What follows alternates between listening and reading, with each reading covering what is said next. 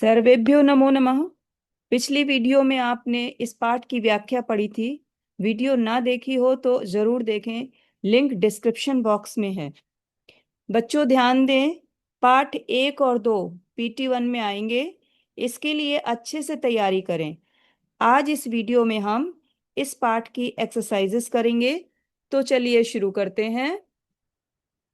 अभ्यास कार्य। तो पहला प्रश्न है, अधोलिखितानां प्रश्नानां उत्तराणि एक पदेन लिखन्तु। नीचे लिखे हुए प्रश्नों के उत्तर एक पद में लिखें। नरः कतिभिः वकारैः पूजितः भवति।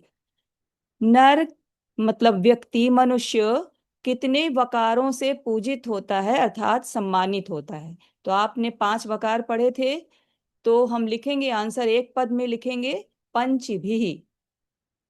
पुरुषेण कतिदोषाः हातव्याः। पुरुष के द्वारा कितने दोष छोड़ देने चाहिए। तो आपने श्लोक में पढ़े थे 6 दोष, तो हम लिखेंगे षड। बुद्धि केन शुद्धयति। बुद्धि केन शुद्धयति, बुद्धि किससे शुद्ध होती है? ज्ञानेन। जल बिंदु निपातेन क्रमशः का पूर्यते। जल बिंदु के गिरने से धीरे धीरे क्या भर जाता है? घटः। घटः मीन्स घड़ा। आलस्यम केशाम महान रिपुः अस्ति। आलस्य किनका महान शत्रु है? मनुष्याणाम, मनुष्यों का। अगला क्वेश्चन है आपका, पूर्ण वाक्येन उत्तरत। निम्नलिखितानां प्रश्नानां उत्तराणि पूर्ण वाक्येन लिखन्तु। पूर्ण वाक्य में लिखना है। पहला क्वेश्चन था एक पदेन। एक पदेन मीन्स 1 वर्ड आंसर, और यहाँ पर आपको लिखना है पूर्ण वाक्य में। एक पद में जो आंसर देंगे वो 1 मार्क का होता है, और ये 2 मार्क्स का ईच होता है। तो पहला क्वेश्चन है, नरः कथम पूजितो भवति। तो आंसर है, नरः वस्त्रम वपुः वाक् विद्या विनयः इत्येतैः पंचभिः वकारैः पूजितः भवति। इन 5 वकारों से युक्त नर ही पूजित होता है अर्थात सम्मानित होता है। पुरुषेण के दोषाः तव्याः। पुरुष के द्वारा कौन कौन से दोष छोड़ देने चाहिए? पुरुषेण निद्रा, तंद्रा, भय, क्रोधम, आलस्यम च दीर्घसूत्रता इत्येते षड दोषाः हातव्याः। तो पुरुष के द्वारा नींद, सुस्ती, डर, क्रोध, आलस्य और काम को टालने की आदत, ये 6 दोष छोड़ देने चाहिए। अगला क्वेश्चन है, कस्य बुद्धि विस्तारिता भवति। किसकी बुद्धि बढ़ती रहती है? तो यह जनः पठति लिखति पश्यति परिपृच्छति पंडितान उपाश्रयति च तस्य बुद्धि दिवाकर किरणैः एव विस्तारिता भवति। तो जो व्यक्ति पढ़ता है, लिखता है, देखता है, पूछता है और पंडितों का सहारा लेता है अर्थात विद्वान लोगों के पास बैठता है, उसकी बुद्धि सूर्य की किरणों की तरह फैलती जाती है। ये भी आपने श्लोक पढ़ा था। नेक्स्ट है, किम कृत्वा मनुष्यः न अवसीदति। क्या करके मनुष्य दुखी नहीं होता है? उद्यमं कृत्वा नरः कदापि न अवसीदति।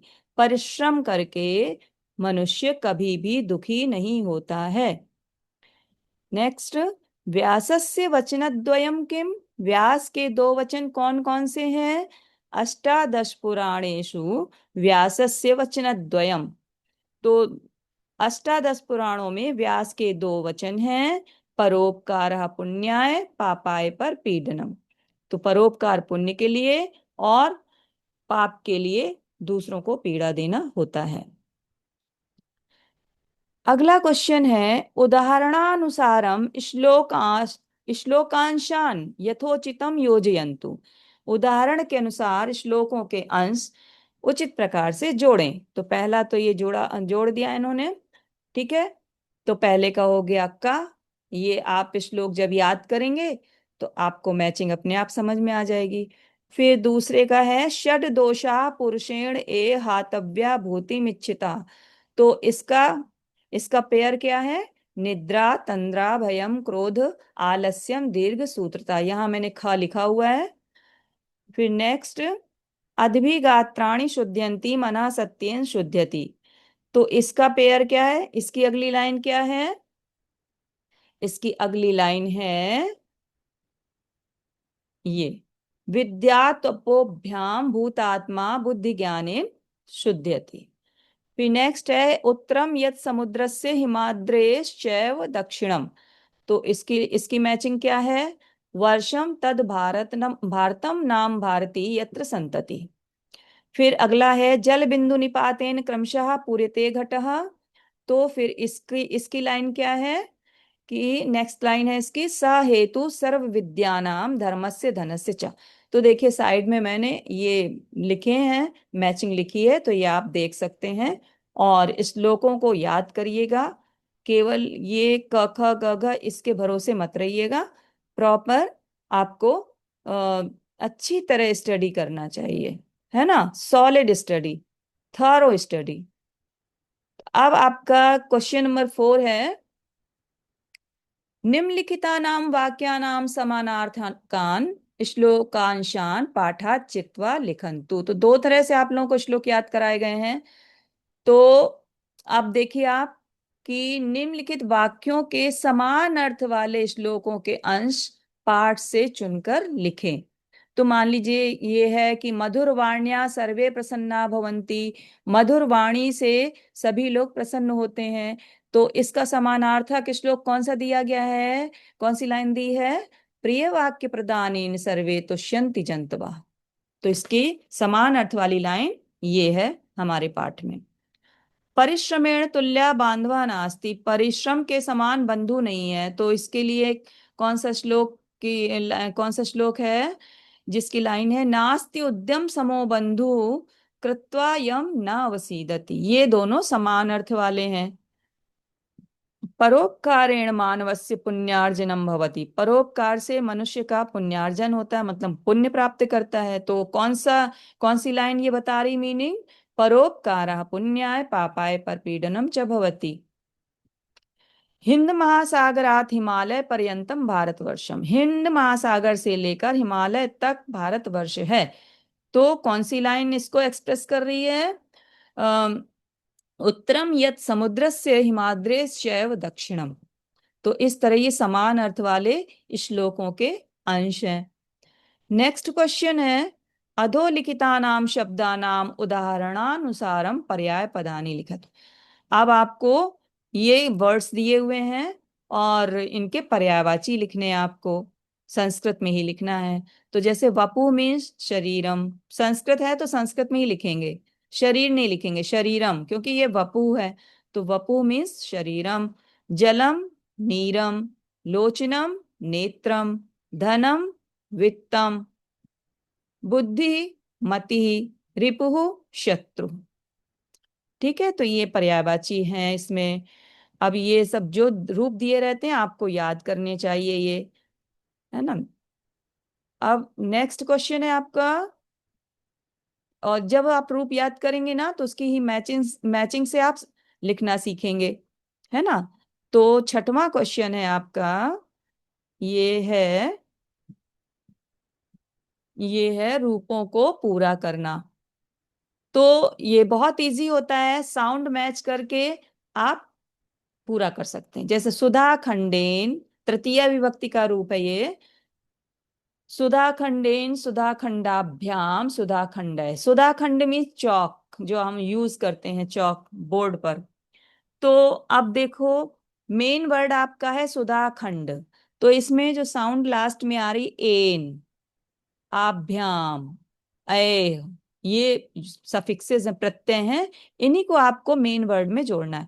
तो हमारा जैसे वृक्षेण, वृक्ष मेन वर्ड है ना, तो हमें एन जोड़ना है इसमें। तो एण जोड़ा, क्यों?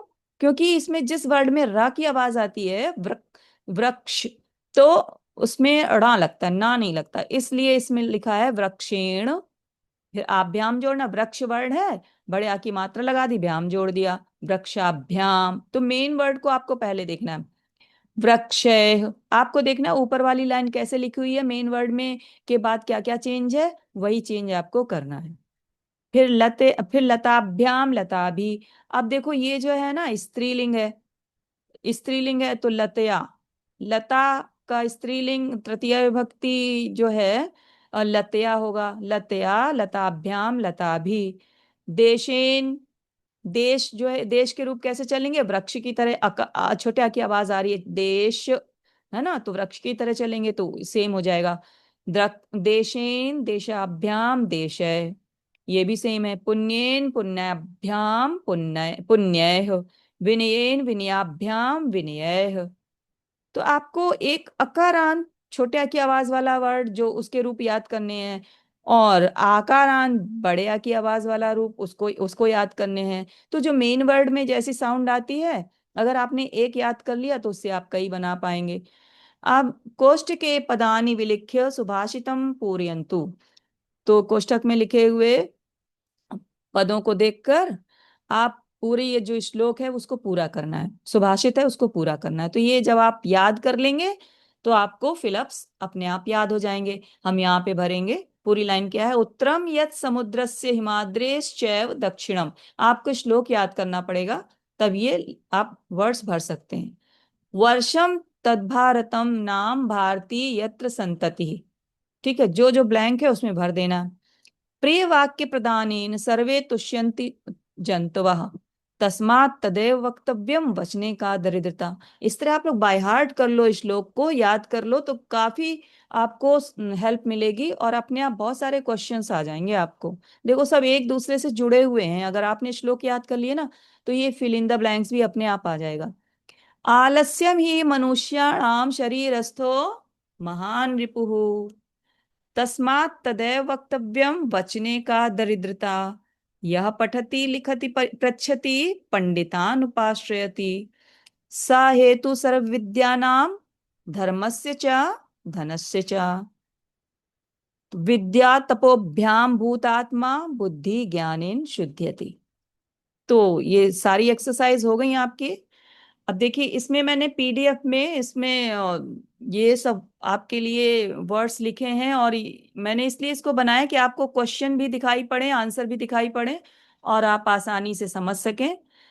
तो उम्मीद है आपको ये वीडियो बहुत पसंद आएगी और आपको इससे बहुत हेल्प मिलेगी।